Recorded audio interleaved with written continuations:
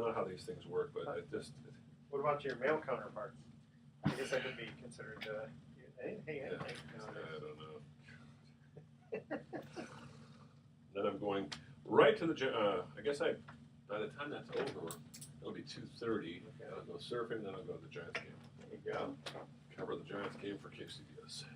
It can't be too exciting anyway. I mean, the Giants are playing well again. Yeah, finally. I know, but it's hard. It's 3 out of 4. Yeah, hey, that's true. And they got Matt Moore going tonight. Oh boy.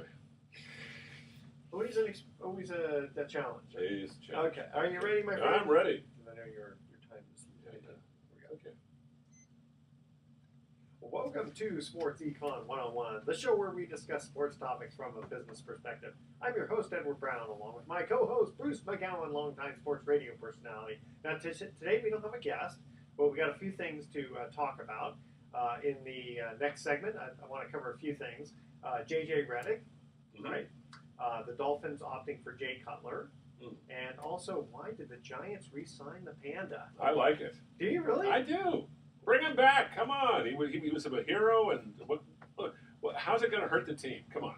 Well, at this point, it won't hurt. Won't hurt them all. They're in last place. And they're getting them for a song. Bring him in. If you can do something, great. If you can't, no big deal. They don't have anybody else to play third base. Is it a one-year contract? I think they just got him through the rest of the year. And if he does well, maybe they'll consider re-signing him. I kind of doubt if they would, unless he had just a phenomenal stretch drive. But I don't think that's going to happen. Huh. Okay. Yeah. Very interesting. All right, so this segment of Sports Econ 101 is sponsored by Pacific Private Money, providing mortgage investments that are currently yielding over 7.5%. In fact, last month's distribution was 8.4%. Where's my money? Where's my money? Yeah, show me the money. Show me the money. Right. The famous movie, Jerry Maguire. That's right, with Tom Cruise and Cuba Gooding Jr. Yeah, love those guys. Yeah. Anyway, and let's see. At each commercial break, we're going to ask a baseball question. Baseball. Because we love baseball. We do love baseball. We do love baseball. It's our favorite sport. But that shows you how old we are. Older guys like baseball. Younger guys like basketball and football.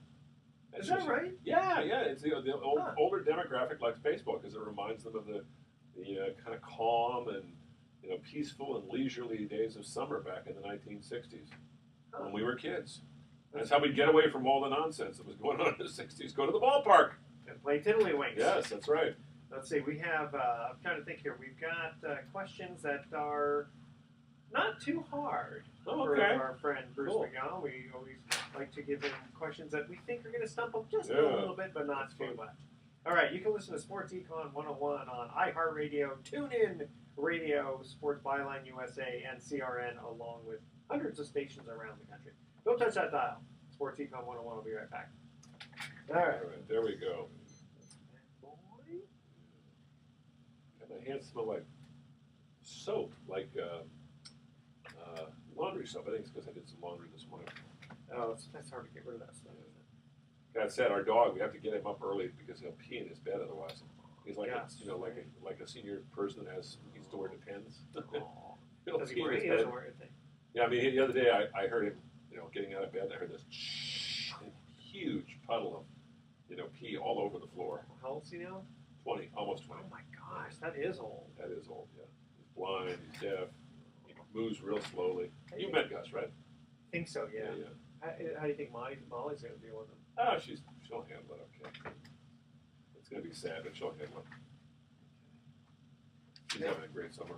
Oh, good. Yeah. We're going to do that Tyler thing this weekend. Excellent. Yeah. Probably a good weekend for it. Yeah, we got a 2-bedroom condo. I upgraded us so she can bring one of her little buddies along. That's always good when you bring a friend. Yeah. All right.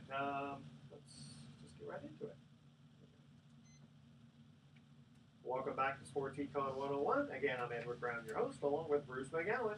So, Bruce, I wanted to first talk about J.J. Redick going from the Clippers. He was supposed to go to the Rockets, but apparently at the last minute, his contract got changed from 4 years to 3 years, so he opted to go for the 76ers for a 1-year deal. Now, he's 33 years old. So, how much is he getting paid by the Sixers? I think it's $10 million. So he got a better deal for 1 year than he would have gotten for 3 with the Rockets. I think so. Yeah, I'd have to why would you want to go to the? I realize the money situation, and he's 33, but why would you want to go play for the Sixers when you have a chance to play for the Rockets, who could be in the conference finals against the Warriors? I don't get that at all. I think when I was reading like Yahoo Sports, and they said that he was a little concerned that the ownership is a little skittish with regard with Houston. To change. Yeah, really, so that the contract might get changed. Like it's like 4 years or 3 years, and we'll get rid of you. It might be a little bit too. Yeah, I'm not in his shoes. So I shouldn't judge the situation, but if I was a ball player, he's made a lot of money. Obviously, he's not like making $30 million a year like Steph Curry is, but he's making good money. And I mean, you don't get too many chances to play on a championship caliber team. The Sixers are a few years away from even being a contender. Maybe not that far away, but Houston is right there. But did he win when he was with Duke? Did they win? I don't think they won it. No, I don't believe so. So he's never been on a championship team. No, maybe in high school. But I mean, you don't get that many shots at it, and when you do have a chance, it's like Javale McGee. He could have gotten more money if he'd left the Warriors, the backup center of the Warriors, but he decided, okay, I'll stay here. I can win another championship, make money in endorsements, and maybe up my profile, and next year I'll move on. And what kind of endorsements would he be? Shoe endorsements, probably small shoe companies, but still, I mean, if you play for a World Championship team, even if you're the 7th or 8th or 10th player on the team, you're going to get some notoriety and you're going to get some perks on the side. As long as you've played a little bit where people know your name. Yeah, he's not really well known outside the Bay Area, but he's here in the Bay Area. JaVale McGee was a much more of an upgrade over Maurice Spates. That's for sure, because unlike Spates, who was a good defensive presence, this guy was good defensively, and he scored a lot of points with him. I like him better than Bogut, too. Yeah, well, he stayed healthy. And Andrew Bogut, when he stayed healthy, was solid, but he couldn't stay healthy. And didn't JaVale, he's been around for a while. Yeah, he's played for some different teams. I mean, he was mocked by Shaquille O'Neal, called him, Shaq and the Fool. Yeah, but what was the big deal? I mean, he makes some boneheaded plays. He was playing on bad teams, and they just, he's a big guy, and he's kind of goofy, and they just sort of, Shaquille O'Neal likes to poke fun at people. He's just that kind of a guy. So it was. Well, he did. I mean, again, I hadn't really been familiar with JaVale except for when he got to the Warriors. Yeah, I'd heard of him. He was kind of a minor character on a bunch of lousy teams. But the Warriors, you get a good player or just a decent, half decent player, and put him on a team like the Warriors, and they're going to flourish. Going to get the most. Yeah, I mean, he played really well. He did. He played exceptionally well. And I mean, the Warriors, whether you had him or Zaza Pachulia in there. I mean, they were not hurting. Those aren't dominant centers, but they're guys that are not going to embarrass you. They're going to do the job defensively. They're going to get the rebounds. They're not paid to score a lot of points, but they did that alley-oop play a bunch of times, and that was kind of fun to watch too. Fun. Yeah, Zaza used to drive me a little crazy with the inability to put the ball in the basket. He's he'll score a couple early, but then he'll kind of just concentrate on defense. You know what's good about Zaza Pachulia? You never see too much in terms of statistics from him. But he creates a lot of problems defensively. He puts bodies on people. That's what Bogut was known for. Yeah, Bogut was, but Bogut was more, statistically, Bogut had better stats. Zaza, though, has played for 12 years. The guy must be good if he's been playing in the NBA for 12 years. Well, he's tall, so he's always a big dude. He's built like a rock, and you don't want to run into him. He's a mean dude. He's an enforcer out on the court. I like having a guy like that. You need a guy like that because people like Durant and Klay Thompson and Steph Curry, they need to have somebody in there who's going to have their backs, and he will. I mean, I've seen him stand up to players and literally get in the guy's face if they threaten one of the Warriors, big scorers. So you want to have those kind of guys. Yeah, he seems a little on the quiet side. He is very, very soft-spoken, but if you get him in the right mood, he'll talk. Well, I remember when he trying to remember who he played for Oklahoma, right?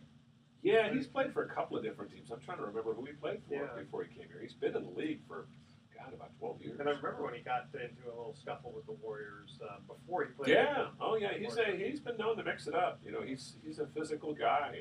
Those Eastern Europeans are usually pretty tough dudes. Well, and I think about Kevin Durant being, I don't want to say skin and bones, but he's tall and he's very lanky. Very lanky. And you've got to have somebody to kind of protect his back.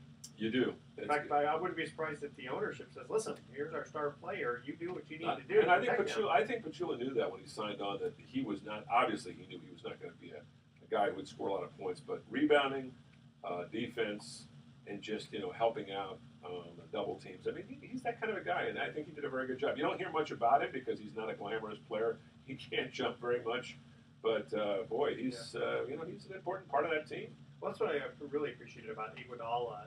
As much as he was close to being a superstar, he took a back seat and did it graciously, and I think that's one of the reasons why they played so well. I think so, and also Iguodala's older. He's 30. I guess he'll be 33 this year, and he realizes his time is limited, and why not take a backseat if you can play on a championship team rather than be a star on a lousy team? Well, what really surprised me with the attitude was Matt Barnes.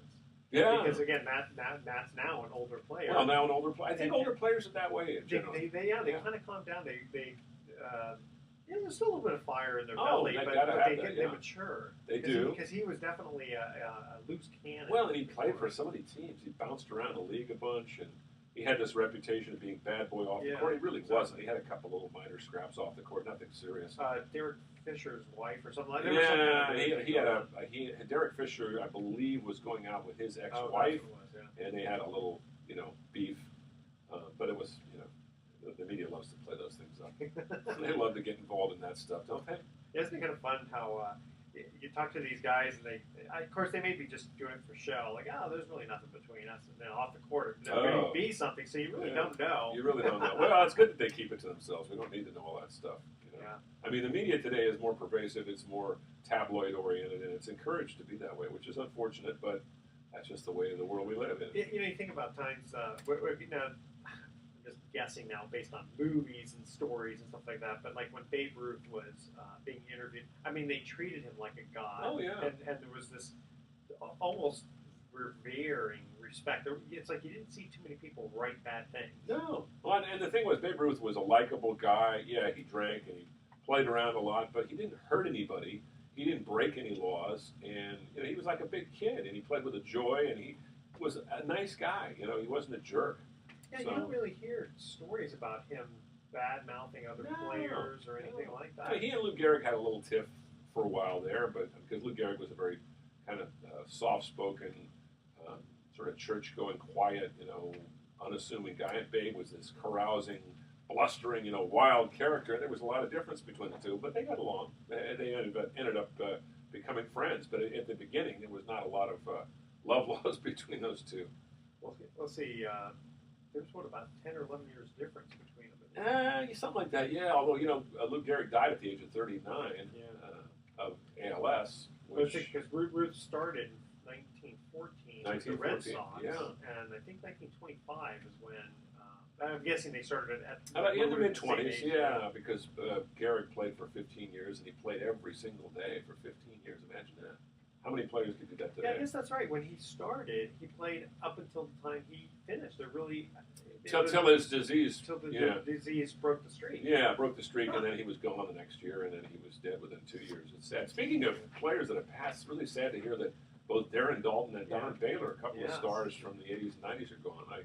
I was very sad to hear that. But, nobody is guaranteed to live a long life. No, 68 and 55 ages, yeah. Tell you what, we're going to go to our first commercial break here. We know Pete Rose has the most hits, followed by Ty Cobb. Who is third? Who is third? Do you know that one? Boy, I kind of got an idea, but I'm not sure. I'll take a guess. Okay. It's not Cookie Rojas. Not Cookie Rojas. You got about 6,000 more players to go. Yeah, I'm going to buy a cake and put some candles on it and celebrate losing the bleeping ball game. Is that what he is? That's what he said to me, yeah. Oh, really? Yeah, they lost to the A's. He was managing the Angels at the time, and I said, it's got to be tough to lose your third in a row. yeah, I'm really happy. I'm really worried about that. Beep, beep. A's. All right. Don't touch that now. Sports Econ. We'll be right back. Cookie Rojas. I forgot you said It's interesting. Darren Dalton, I didn't say this, but Darren Dalton's one of the nicest guys you'd ever want to meet, and Don Baylor, one of the biggest jerks I've ever met. Really? I wouldn't say that on here. No. He just passed. Baylor was a great player. Good, decent manager, good coach. Yeah. Rockies first. It's interesting. He played on 3 back-to-back World Series teams, 3 different teams. 1986 Boston, 1987 Twins, 1988 A's. And so he won 1 and lost 2. Yeah. That's pretty amazing, though. Yeah, how many guys get to play on 3 World Series teams with 3 different teams, back-to-back in 3 different years? 3 different teams, yeah. I think Reggie Sanders did that, too. Played with the Giants in 2002, played with the Diamondbacks, I was going to say in 2001, and I believe he played with the Yankees in 2003, but I'm not sure about that. Maybe wrong. He was interesting. He was a guy. You never felt Reggie was going to be around more than 1 year. He never. Why was it? He was a nice guy, but he just never fit in that clubhouse. You know, some guys they get along, but he was kind of aloof. You know, kind of aloof with everybody. The guy who I thought would be there forever was Darrell Hamilton. Everybody loved that guy. Nicest guy, but he had a penchant for crazy women, you know, and that's what ended up killing him. A woman, he was screwing around with one woman, and another woman found out about it, and she came over and plugged him. That was the end of his life. He was a friend on Facebook up until then. When I was reading on Facebook, that's how I found out about it. Darrell Hamilton is dead, you know. It's like, holy. I remember who he played with. Well, he played with Texas, played with the Giants, played with, who did he play with? After he left the Giants in 2000, played with the Mets. Matter of fact, he scored the winning run in game 1 of the division series against the Giants for the Mets. Yeah, Jay Payton singled him in.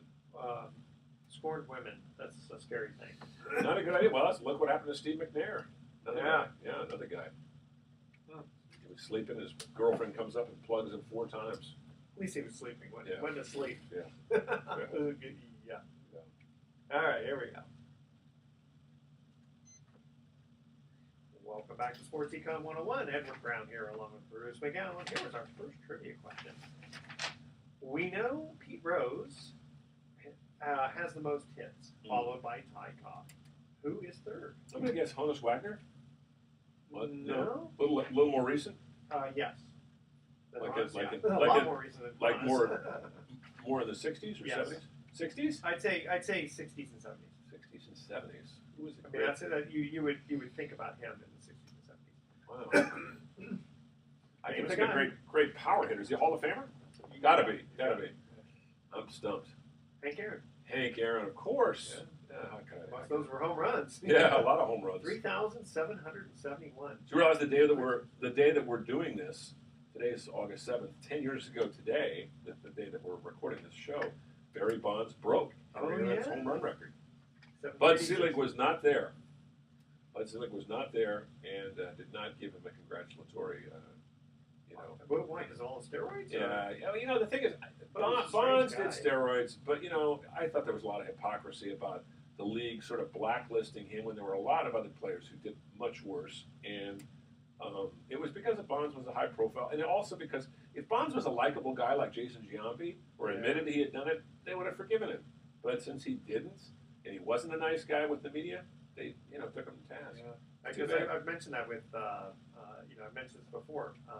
Andy Pettit. Yeah. He just admitted it, and I don't think anybody, if you asked, they didn't even remember it. They didn't even remember that. And there were a lot of other guys who did it, too. Jeff Bagwell, who got into the Hall of Fame, probably did it. I mean, he looked like Popeye in that block. Yeah. I mentioned Don Baylor before. Don Baylor, an interesting story, I mentioned this off air, played on 3 different World Series teams in 3 different years. 1986 with the Red Sox. They lost to the Mets. 1987 with the Twins. They beat the Cardinals. In 1988 with the A's, they lost to the Dodgers. Imagine that, playing on 3 World Series teams. Those are the only teams you ever played on that went to the World Series. But 3 different years, back to back to back, with 3 different teams. That's after the '86 debacle by the Red Sox. Oh, it's so frustrating. God, that must have been frustrating. And with the '87 one, if you remember, every home team won. That's right. The Minnesota Twins with Ken Herbeck and Gary Gaetti, and I think Jack Morris was on that team, wasn't he? Yeah. Oh yeah. Hometown hero. Kirby Puckett.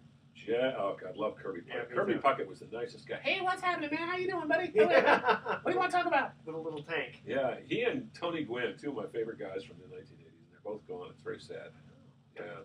I'm trying to remember what. I guess Kirby, did he have some liver kidney? Yeah, he had a tumor in his eye, or he had melanoma or something in his. He had a thing where he had to lose. He lost his eye, and that necessitated him quitting the game. And then his career or his life just went downhill without baseball. Whereas Tony Gwynn, had a good life outside of baseball. After Major League Baseball, he was a manager for San Diego State for a number of years. Yeah, the thing that killed Tony was he loved to chew tobacco, and he got jaw cancer as a result of it, or mouth cancer, or something like that. It's funny, I don't think of him as being a chewing tobacco kind of guy. He always chewed it, loved it. Yeah, it's funny. I years and years ago, I was working with the Portland Beavers, who were a AAA farm club of the Pittsburgh Pirates. I was doing some play-by-play for their television, and I did a feature on tobacco chewing for our TV station I was working for. And Rod Scurry, you remember Rod Scurry, left-handed reliever? He was pretty good. He pitched for the Pirates when they won the World Series in 1979. He was up with that team. Anyway, he showed me how to do it, and I tried it. It was like, oh, I almost threw up. But the thing was, after I got used to it, I did it for a while, it became really addictive. It's very addictive. Yeah, and it gives you this little buzz, and I can see why players like it. I can see why they liked it. I don't think too many guys chew tobacco anymore. Do they even let it in the clubhouse anymore? I don't think so. Or not clubhouse, but in the dugout. I think players are allowed to do it if they want to do it on their own, but I don't think they in the old days, they used to have, little places where you could just pick it right up off the, off the corner of the clubhouse. They have a little box of it. Hey, here's some free, Red Man chewing tobacco or whatever, Copenhagen. Yeah. No, Tony Gwynn liked the little tiny pinch between the chin and gum. That's the kind he liked. It just sits there and it kind of percolates. The kind that Rod Scurry liked was a big chaw. You put it inside your mouth. It was real gummy and sticky, and you just and you spit out you'd have to spit out, because if you swallow that, no, you get sick. Yeah, there was a guy who did that. He threw up on the mound. Yeah, it's happened. But if you did, some guys mix it with the bubble gum. Well, there was actually there were a lot of people that did that, but there was one guy, I don't remember who it exactly was. It slid into second base and swallowed his chaw and threw up just a huge mess on the base. The coach or the trainer comes out. You okay? Oh yeah, I just luckily threw up the chaw too. The plug. God, it's still gotta make you sick even after. Oh God, just the thought of it. Holy moly, nasty. Okay, moving on. So again, let's kind of go back. Why did the Giants re-sign Pablo Sandoval? Why did they re-sign? I think it's because there are a number of reasons. Number one, the team is in the tank. They haven't got a pro this year. Number two, their shortstop or third baseman of the future, Christian Arroyo, is out for the season with an injury, and there's really no alternative there. They have some other guys in the minors. They tried Connor Gillespie down there. He wasn't doing much. So they figured, hey, Pablo's available. We don't have to pay him much. I think the Red Sox pay almost his entire salary, so they pay him a couple of $100,000. And, if we catch lightning in a bottle, great. If not, no big deal, and probably sell a few more Panda hats, and he'll bring some people out. A lot of Giants fans don't like him anymore because of the way he dissed the organization and his teammates. But, get over it. Yeah. Well, he said that the Giants dissed him with the contract negotiations. What did they offer? $80 million instead of $90 million? Yeah. No, he was actually offered $5 million more by the Red Sox. That's how much of a difference it was. And, considering, I think he got, what was it, $20 million a year for the Red Sox? Something absurd. I was going to say, because he had a 5-year contract for $95 million, I think. So from $90 million to it sounded like he really just wanted to change the venue. I think so, and it didn't work out for him, and it worked out great for the Giants because he wasn't. I didn't say it worked out great for the Giants, but they didn't really replace him. But he didn't do anything in the American League. No, I was as much as he was a fan favorite while he was here, and hit 3 home runs against the Detroit Tigers in the World Series. When you start seeing a guy gain all that weight, just production go down, it's like I was really surprised Boston gave him. What were they thinking? I don't think it was the weight so much. I think it was just for some reason, he just lost. I've never seen a player lose it so quickly. The weight didn't help, but you remember he was hitting the ball. He was raking even with the heavy poundage he was carrying around. So I don't know, but also he reached an age. He's late 20s. He loves to eat. He loves Venezuelan cooking, and that's a problem. He doesn't like to eat kale or low fat foods. He likes the good stuff. Now, if you see him today, it's interesting. He's taken off a lot of weight. Actually, looks pretty svelte. Really? Yeah. What is he, like 220 or something? Yeah, he's about 200. He's really? He's only 5'9". No, I know, but he was up to 250. I liked Pablo. I enjoyed talking with him after games. He's a likable guy and a good teammate. Players, fans liked him. There was what's not to like. He had a good career with the Giants. It's too bad that his career flamed out, but who knows? Maybe he'll reclaim it here. Yeah, I understand the reception was sort of mixed. And they got a double that helped to start the winning rally the other night. So, hey, who knows? That's how you become a fan favorite again, is you produce on the field. What's going to be kind of fun, as we're taping this show, they're playing the Cubs in the first of 3 this evening here in the city. And Jake Arrieta is going against Matt Moore, same matchup in Game 4 of last year's NLCS or NLDS. And Pablo is going to be playing third base tonight. So that'll be fun to watch against Jake Arrieta. I'm looking forward to going out there. You know, the first Major League game I ever attended, my parents took me out of school, believe it or not, in September of '59. Went to Seal Stadium. The Giants won their first pennant race against the Dodgers, first West Coast pennant race. And Ernie Banks was the first guy I saw hit a Major League home run. And Felipe Alou was the first Giant I saw a Major League home run. A guy named Jackie. It's always some obscure player that wins the game. Jackie Brandt. You remember Jackie Brandt? He was kind of a backup outfielder. He played for 4 or 5 years in the 50s and 60s. You know, as a regular, he played probably about 12 years. Hit the game-winning homer, and Jackie Brandt was my hero from that point on. The next year, they traded him, of course. Of course. And they always trade your heroes. So what you were talking about Cubs and Giants, so it's the same team. You know, here are 58 years later. I'm going to go, and I've been in the ensuing years. I've been to about 4,000 Major League games. So you know. I remember the time I went to a Giants Cubs game in the '70s. It was a doubleheader, and a fight broke out. And then I remember seeing Willie McCovey just reaching in and grabbing guys by the scruff of the neck and pulling them out. Yeah, just pulling them out. Yeah, big Willie. Yeah. I was saying earlier, Willie is still going to Giants games. He has his own little private box up in the broadcaster's wing, and he can't get around much anymore because he's in a wheelchair. He's got bad knees, but they just treat him like he's royalty. As well they should. He's a great guy, sweetheart, just an absolute nicest guy you'd ever want to meet. Whereas Willie Mays, you know, I like Willie Mays. He's fun. He's a talker. He's a great storyteller, but he's a little prickly. If you get off on the wrong foot with Willie Mays, you know, he'll kind of put you on the sort of on the defensive. Willie McCovey not that way at all. It's great that they treat the old players. I think so. That's one thing I like about a lot of teams. They honor their past. Most teams in baseball do that. And I bet the guys in the clubhouse do too. Oh my God, yeah, no question, no question. All right, we're going to cut to our second commercial break here. When was the last time that a player hit 2 inside the park home runs in a single game? Ooh, good question. And who was that player? So I'd like you to name the player and the year. If you can. Jeez. All right. Okay. So email Edward at sportsecon101.com the answer to that question. When was the last time that a player hit 2 inside the park home runs in a single game? Got to be a speedy player, somebody who stole bases. I mean, yeah. I guess he's got to be fast. Don't know if he was necessarily known for his speed per se. I mean, all right. You know, not like known for power. Probably a little bit more known for his power. Okay, but not a great power hitter. Like a 20, 25 home run a year. Yeah. Okay. Yeah, I'd say that's okay. Fair enough. All right, don't touch that dial. Sports Econ 101 will be right back. Giving you all these hints. Oh my goodness. I still can't. I don't know.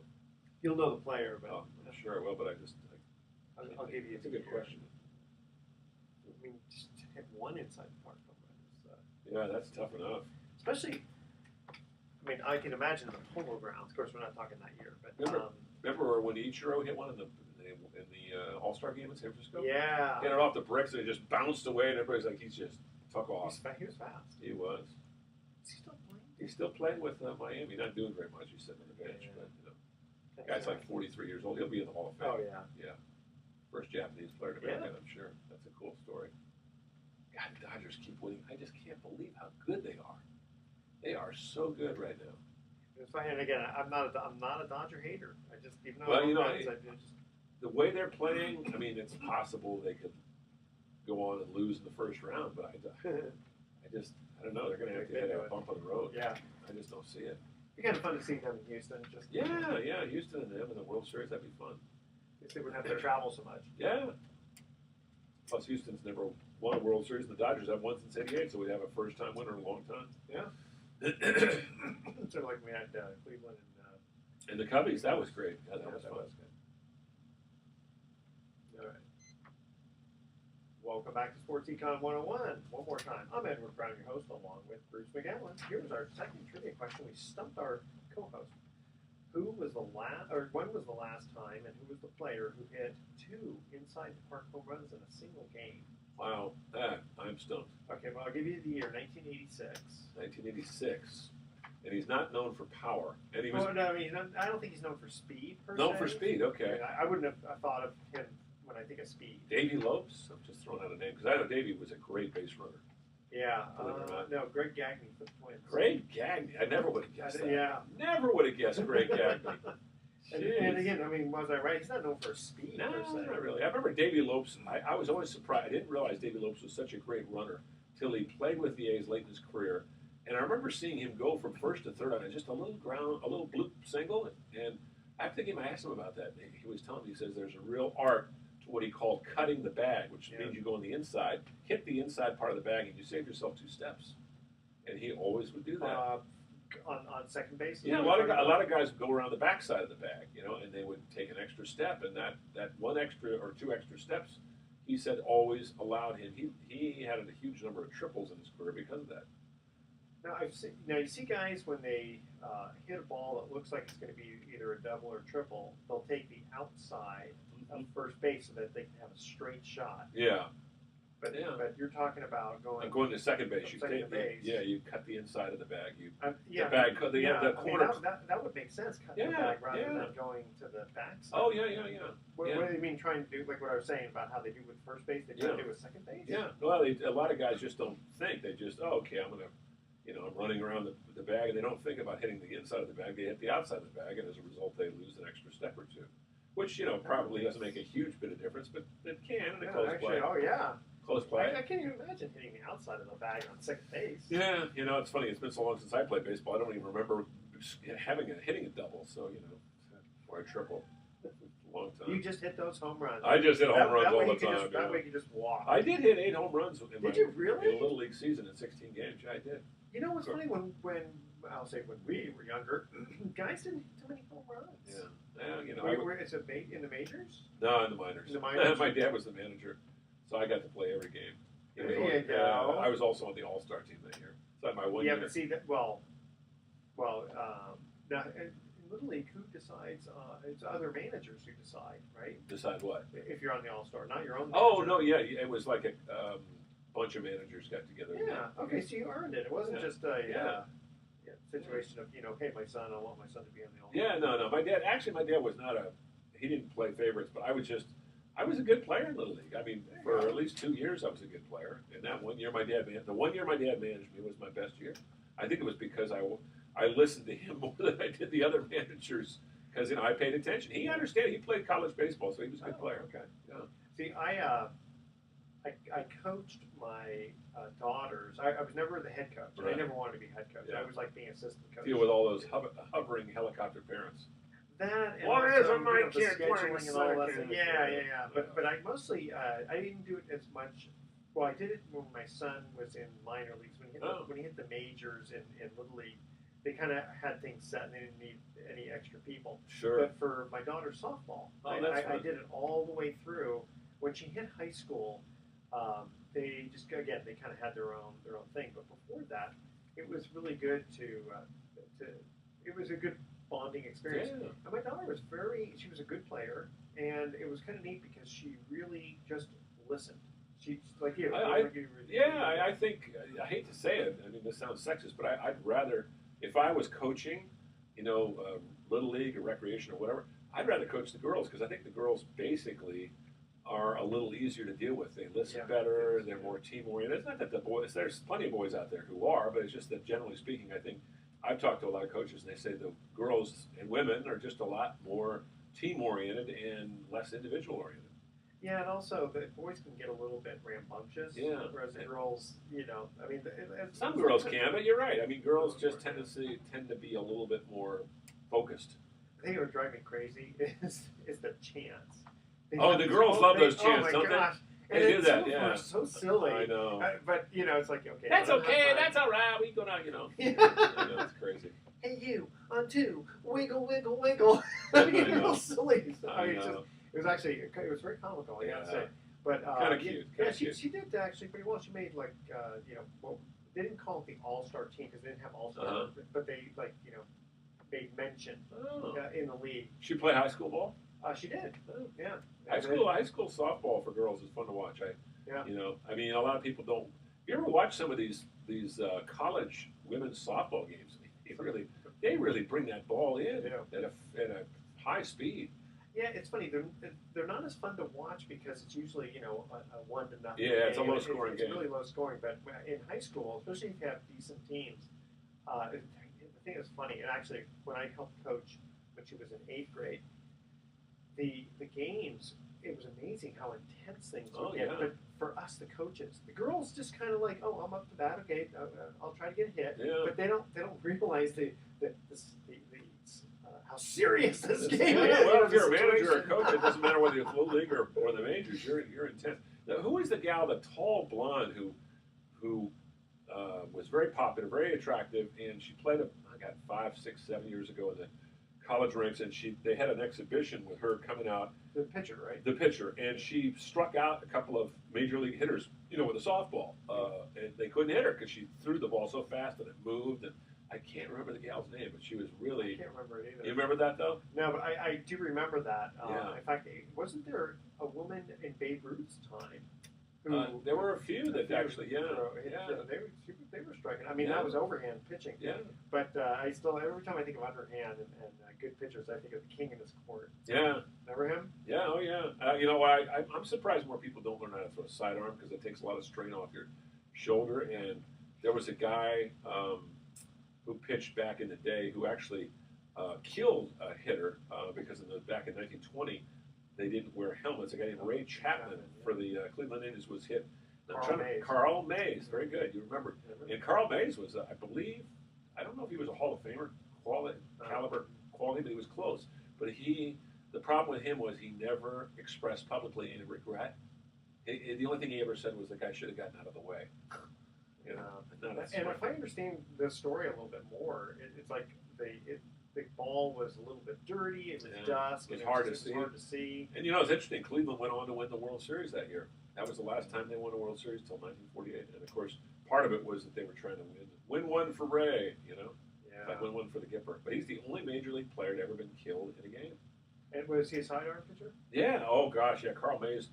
They say he threw so low they hit the submarine. Hit the ground. Yeah. I don't know if that's true, but Well, and they I remember like guys like Kent Colby and other guys. Yeah. Ted Abernathy, another one. Oh right? yeah. And every once in a while, Dan Quisenberry. Dan Quisenberry, yeah. A manager would question. Yeah. And the umpire would have to kind of make it. I don't think I ever remember though an umpire actually saying, hey, balk because of it. I don't know if it'd be a balk or just an illegal. Well, I think there were a lot of pitchers that threw doctored baseballs. Mike Scott was always apparently Astros. Yeah, the Astros. He was taking a little thumbtack and scratching up the baseball so it would do crazy things. And it's not a thumbtack. He would take a little piece of sandpaper.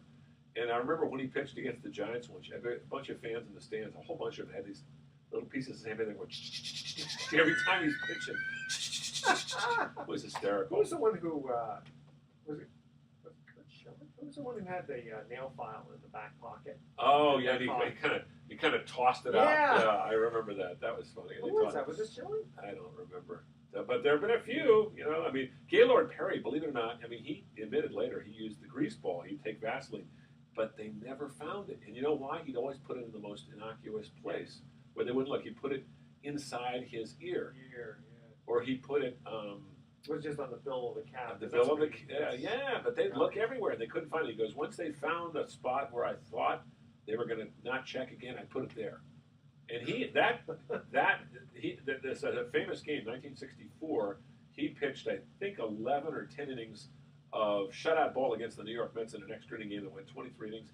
And he said his career changed at that moment. He said he had to doctor the baseball because he was so tired. He needed to get some movement of the ball, and he said, from that point on, he's in the Hall of Fame. He's in the Hall of Fame.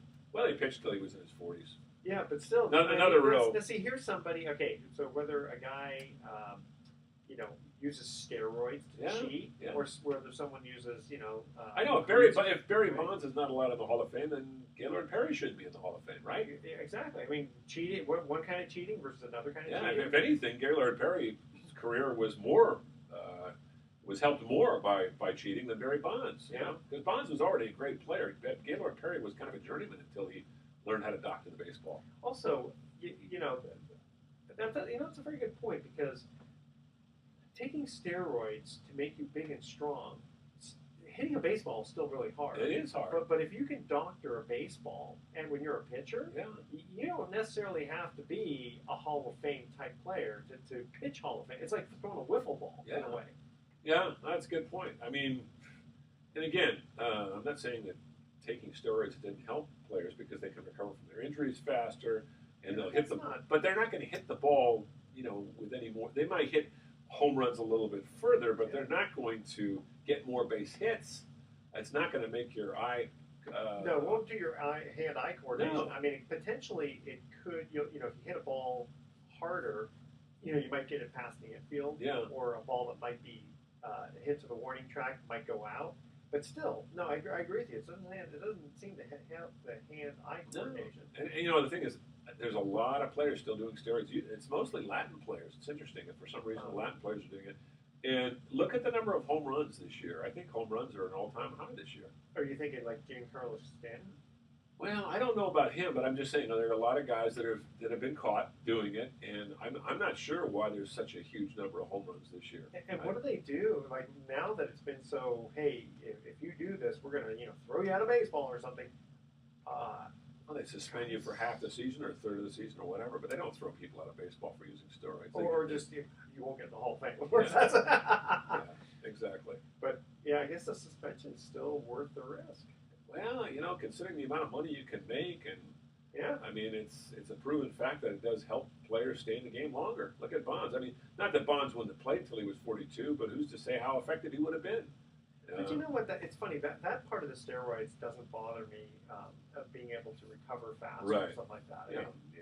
If it helps you versus another guy hitting a baseball further, that's different. Right. But just getting recovery from injury shouldn't be. Hey, football, and they still have been doing it. They do it more in football than any other sport. In the 70s and 80s, people were doing it rampantly. I mean, it was ridiculous the amount of steroid use that was going on. And to build up muscle mass in football is important. You got to have more power and more speed and more bulk. Stay in the game. Stay in the game, yeah. All right, we're going to go to our last trivia question. We've had a lot of fun going fast here. Who is the oldest Major League Baseball pitcher to throw a perfect game? That's a good one. Like that one? Yeah. And by the way, you know what? We didn't talk about Burley Grimes. Wasn't he the last guy to be able to legally throw a spitball? That's right. Burley Grimes of the Brooklyn Dodgers. And I think he's in the Hall of Fame. I believe he is. Right? And so there's a guy, throwing a spitball, I guess that's going to doctor the baseball just as much. Well, in those days, they used the licorice ball. They take things like licorice and chew it in their mouth and then put it on the ball and make the ball as black as a hat, So you couldn't see it. Yeah, so you couldn't see it. Yeah. Oh, these rascals. All right, that's our trivia question. Who is the oldest Major League pitcher to throw a perfect game? All right, don't touch that dial. Sports Econ 101 will be back with some closing comments. A perfect game. I remember going to see Matt Cain's perfect game, and remember Gregor Blanco made an incredible catch. Yes, I remember that. God. And now it's funny, I got traded to Arizona. He's on Arizona now. He signed as a free agent down there. Yeah, good for him. I'm happy for him. He's a good guy. Very popular in that clubhouse. Good player. He seems like good. Yeah, I still think also, I remember him for that, but then also like for almost blowing it against Kansas City while the ball skidded by. Do you remember though how Milky Cabrera left and everybody thought, oh God, they're done, and he stepped in and did a great job. Whatever happened to Milky? He's playing with the White Sox. Oh, is he? Yeah, he's not putting up the kind of numbers he did with the Giants. Because he got Boy, the steroid. he went well, he pissed off a lot of his teammates the way he did. Just left the team too. As soon as they suspended him, he didn't even stop and say thank you or goodbye. He just left. Not a popular thing to do. Yeah. Maybe he was embarrassed. I don't know. I think that's what it was. Probably was. Yeah. Okay. All right. Welcome back to Sports Econ 101. Last time for today, I'm Edward Brown, your host, along with Bruce McGowan. Third trivia question: who is the oldest Major League pitcher to throw a perfect game? Now, fairly recently, or it's not like in the 1930s or 40s or anything like that. 60s or 70s? No. More like the 90s? 2000s. Wow, that's the oldest. You know this person? Roy Halladay? No. But you have the first initial and the first name correct. Starts with an R. God, I'm stumped. I'm stumped. Randy Johnson? Of course, yes. Randy Johnson. Age 40 for the that guy had a great career, and he didn't use steroids either. Did not use steroids. Boy, he was a sourpuss though. Did not one of the most curmudgeonly guys I'd ever. You know, he and Kurt Schilling were the two aces on that 2001 team, and Schilling is just a bizarre character. You know, Schilling is one of those guys who believes that we didn't land on the moon. You know, I mean, he's kind of. Oh, did he actually say that? He said something like that. He's kind of a nutcase. You know, I mean, I don't mean to cast aspersions on the individual, but I remember talking to him a bunch of times. He'd say some off-the-wall things. Where is that coming from? I remember actually saying that to him once. He said something outrageous. I said, "Kurt, where is that coming from?" You know, he was just trying to yank your chain. He was trying to, shock me. Shock you. There you go. Yeah. Okay, here's our thoughts for the day. Steve Prefontaine. Yeah, made a great movie about him, by the way. That's right. With Jared Leto playing the role of Prefontaine, and he got it. He was actually a pretty good cross-country runner himself in college, and he played Prefontaine. They didn't use any stand-in or anything in all the. Okay. So he said most people run a race to see who's the fastest. I run a race to see who has the most guts. I like that. Yeah, he was a guy, and he was from a little town called Coos Bay, Oregon. Yes, that's right. And it's not the disability that defines you; it's how you deal with the challenges the disability presents you with. Mm. You have an obligation to the abilities we do have, not the disability," said Jim Abbott. Jim Abbott, boy, there's a guy who overcame some disability. Oh, yeah. Pitcher for the Angels and the Yankees. Yeah, right? Yeah. I think he won a World Series with. Well, maybe he didn't win a World Series. Was he on the Yankees team that won? I think he was. Yeah, he pitched for a number of years. Good pitcher. Yeah. Okay, tune in next week. Sports Econ 101. We're going to be discussing sports topics from a business perspective and asking more sports trivia questions. Thanks for listening. On behalf of our team, I'm your host, Edward Brown. We'll see you next week. Good night, America. Hold on. All right. That's our tribute to Bernie Glenn. Good night, America. I wonder if Vern's moved into his new house yet.